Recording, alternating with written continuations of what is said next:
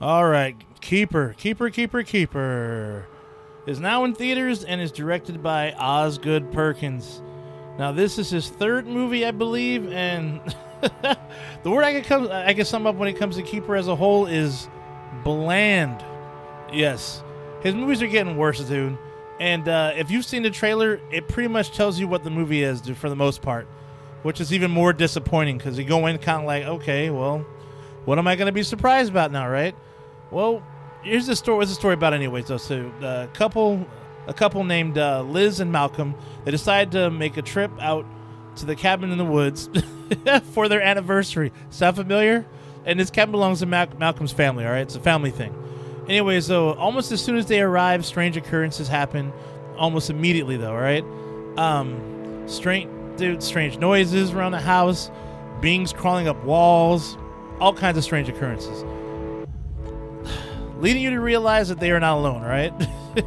So the overall big problem with this movie is it's trying too hard to be scary as opposed to just being scary, if that makes any sense. I mean, there's no substance or creativity to make anything interesting, just a compilation of horror tropes that don't go anywhere. And you got something creepy happening at one point that's supposed to be scary, but because of the way it's presented, it just kind of sucks. I mean, dude, I'll be honest with you, the audience that I watched it with this past weekend, dude, there were points where they started kind of laughing at a certain point because it just started to get boring and just this overload of blandness and tropes. So, I mean, the tone is all over the place, too. I mean, even the relationship between the two main characters, though, it just didn't seem right. Something felt off and forced. They didn't seem like a real happy couple, and you're kind of thinking to yourself, like, how the fuck did they how did they get to this point? Especially when you see what happens, as the movie goes along. So Osgood Perkins has a huge problem with tone as well as ending his movies, though, man. He doesn't know how to land the plane, as they say. His movies tend to have great beginnings, dude, and kind of leave questions at the end, though. And that's what's crazy. I believe this movie was actually completed before they did Monkey. So this was actually done before Monkey was even in the can.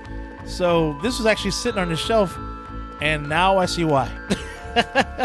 I should add, though, that the surprise twist is lackluster because you don't really care because you lose investment before it even happens, though. I mean, and like I said, the trailer kind of gives things away, so it just sucks when the movie feels like long and you just stop caring and you're basically just kind of waiting to see how it ends and just be done with it. Kind of like, on a bad date, you just don't have it in you to leave, so you just kind of sit there and endure the BS till the end.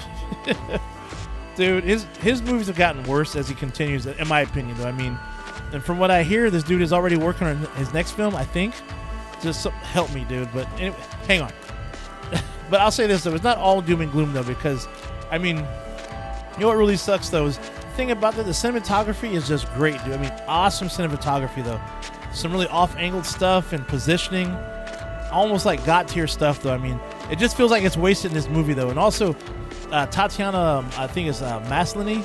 Dude, she's excellent, dude. Her talents, in my opinion, in this one just went to waste, though. I mean, she put on a hell of a performance, though.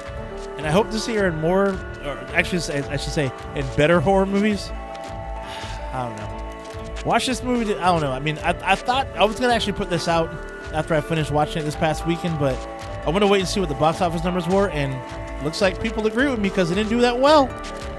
And, yeah. Anyway, I don't know, dude. Oz, dude, I think he should just kind of chill for a sec and just kind of feel like what he wants to do. Make one really badass film and then go on and make some shit again if you want to. But I don't know. It is what it is, though. If you're going to watch it at your own risk. Good luck. But I got one classic body horror love story movie, though, since we're talking about love stories anyways, love story horror movies. And it's a body horror love story movie that came out in 1986. Most of you already know what it is. It's called The Fly. About a botched experiment transmutes a man into a monstrous insect. This movie, it just has it all, dude. I mean, a god-tier score, great story, top-notch acting. Dude, the score, that shit is fucking heavy, dude. You feel that shit, dude. Oh, my God. The story's nasty, dude. Great body horror shit, dude. Great bloody, nasty stuff, dude. Teeth and eyeballs falling out, man. Oh, dude, it's great. It is great. And the most important thing, folks, is it's blood and gore. Actually, when it comes to the blood and gore and stuff, right? Practical effects in this one, though, because it is in the 80s. No CG back then, but nastiness at its finest. So I love this movie, though. And it's available on YouTube. Anyhow, though, that's all for today. Stay nasty, my friends, and I will see you at the next one. Shay Nasty out.